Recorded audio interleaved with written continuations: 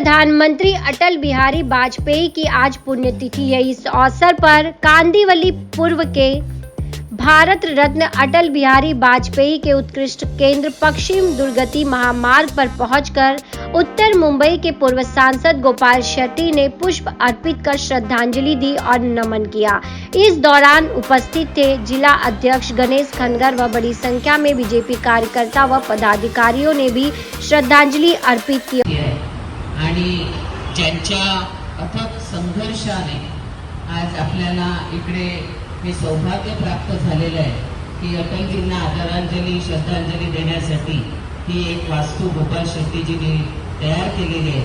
असे आपले संसद रत्न आदरणीय गोपाल शेट्टीजी, भारतीय जनता पार्टीचे ज्येष्ठ नेते, आमचे मार्गदर्शक एडवोकेट जेपी मिश्रा जी। अटल जी के पुण्यतिथि के अवसर पर उन्हें स्मरण करते हुए मैं पूरे उत्तर मुंबई जिला के कार्यकर्ता और मतदाता के ओर से उन्हें अभिवादन करता हूं। और मुझे इस बात का गर्व है कि उत्तर मुंबई में हम अटल जी की इतनी भव्य प्रतिमा को स्थापित कर पाए। ये प्रतिमा आने वाले दिनों में उत्तर मुंबई के कार्यकर्ताओं को लोगों के लिए और पार्टी के लिए मर मिटने का एक जज्बा देगा और उसी से पार्टी आगे बढ़ेगी, समाज का भला होगा, देश भी आगे बढ़ेगा। मुझे कार्यकर्ताओं ने पूछा कि आपने भाषण क्यों नहीं किया, तो मैंने कहा कि मैं भाषण अब करने के योग्य नहीं रहा हूं। जहां पर योग्य हूं वहां पर लोग मुझे बुलाते हैं, मैं निश्चित जाऊंगा। लेकिन मनीषा ताई हमारे दहीसर के विधायिका ने एक अंतिम लाइन बहुत अच्छी कही अटल जी का, कि अटल जी ने एक बार कहा था कि मेरा आप पद ले लोगे, मेरा आप कुर्सी ले लोगे, लेकिन देशवासियों के मन में जो विश्वास और प्रेम मेरे प्रति है वो कोई भी छीन नहीं पाएगा। तो उसी लाइन को मैंने आगे बढ़ाकर कहा कि गोपाल शेट्टी का आपने पद ले लिया, गोपाल शेट्टी का आपने कुर्सी ले लिया, लेकिन उत्तर मुंबई भारतीय जनता पार्टी के कार्यकर्ता और जनता के मन में जो गोपाल शेट्टी के प्रति प्रेम है वो कभी भी कोई भी ले नहीं पाएगा। ये अटल जी से मिलता जुलता है। इसलिए अटल जी के विचारों से जो लोग पार्टी में काम किया, पार्टी को बढ़ाने का प्रयास किया, ऐसे जयप्रकाश मिश्रा जी, श्रीकांत पांडे जी और बहुत सारे कार्यकर्ता यहाँ पर आए, मैं बहुत प्रसन्नता महसूस करता हूँ। कुछ बातें एक एक करके मैं कहूँगा आने वाले दिनों में, जो कुछ भी घटना ये हुई क्योंकि अटल जी पार्टी को बढ़ाने वाले व्यक्ति थे। मैंने भी उत्तर मुंबई में पार्टी को जितना मुझसे बन पाया उतना बढ़ाने का मैंने प्रयास किया। हमारे कुछ जनप्रतिनिधियों ने ये कहा कि गोपाल भाई मतदार संघ में आते थे तो बताते नहीं थे, काम करते थे तो हमको पूछते नहीं थे। अटल जी का नारा तो ये था कि अखंड भारत की कल्पना हम करते थे। जब आप अखंड भारत की कल्पना करते हो तो एक सांसद को किसी मतदार संघ में विधायक के वहाँ पर जाकर, नगर सेवक के वार्ड में जाकर काम करने से कैसे रोक सकते हो, ये मेरे नज़र के सामने का सवाल है। लेकिन उस बात को भी अगर आगे में बढ़ाऊँ तो ये जो स्थान जो हमने निर्माण किया ये उत्तर मुंबई के लिए सबसे बड़ा उदाहरण हो सकता है। 2014 में महाराष्ट्र में भारतीय जनता पार्टी और शिवसेना की सरकार आने के बाद रंगशारदा में मीटिंग शाम के समय था।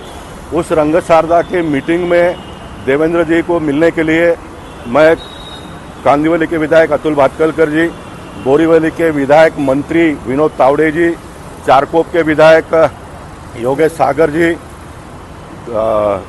मनीषा ताई चौधरी जी और प्रवीण दरेकर जी, इन सारे लोगों को लेकर रंगशारदा के स्टेज पर ये 35 एकड़ के भूखंड पर अटल जी का नाम हमने देना चाहिए, ये प्रस्तावित मैंने किया था।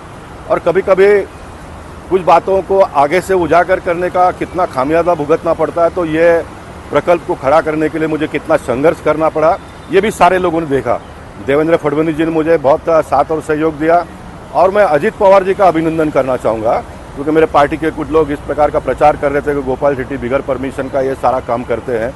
मैं मानता हूँ कि अटल जी के प्रतिमा को लगाने के लिए जिन जिन लोगों ने इस देश में, इस देश को आगे बढ़ाने के लिए, इस देश को सुरक्षित रखने के लिए, इस देश को आज़ादी दिलाने के लिए अपनी प्राणों की आहुति दी, उनकी प्रतिमा अगर कहीं पर भी लगाना है तो कोई परमिशन लेने की आवश्यकता ना पड़े।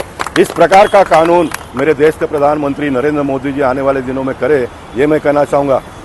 अजित पवार जी ने विधानसभा में कहा था गोपाल शेट्टी के पास सब परमिशन होते हुए भी उन दिनों के कांग्रेस के नेता ने मुझे परमिशन नहीं दिया। ये अजित पवार जी ने कहा, महाराष्ट्र के विधानसभा में कहा। मैं मानता हूं कि इससे बड़ा सर्टिफिकेट क्या हो सकता है। इससे बड़ा सर्टिफिकेट क्या हो सकता है। मुझे बड़ी वेदना तब होती है जब देवेंद्र फडणवीस जी मॉस्को में जाकर अन्नाभाऊ साठे जी का प्रतिमा लगाकर उसका अनावरण करके आते हैं।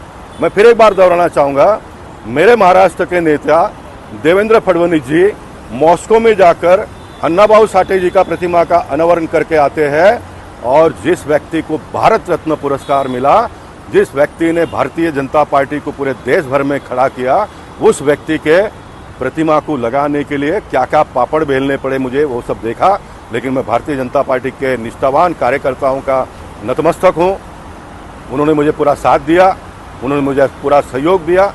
मैं ऐसे लोगों के लिए आने वाले दिनों में मेरे शरीर का आखिरी बूंद तक उनको न्याय देने के लिए काम करते रहूँगा। मैं मानता हूँ कि यही अटल जी के लिए अच्छी और श्रद्धांजलि हो सकती है।